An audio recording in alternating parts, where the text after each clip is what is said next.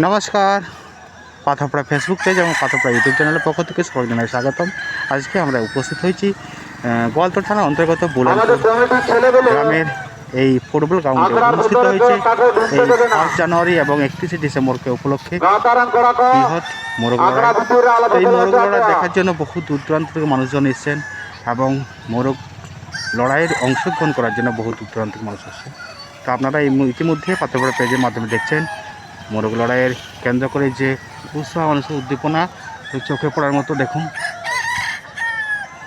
আজকের এই দৃশ্য আমরা ভিডিও তুললাম, এই দৃশ্য এবং অগণিত মানুষজন এখনও আসেনি, এখনও আসবে।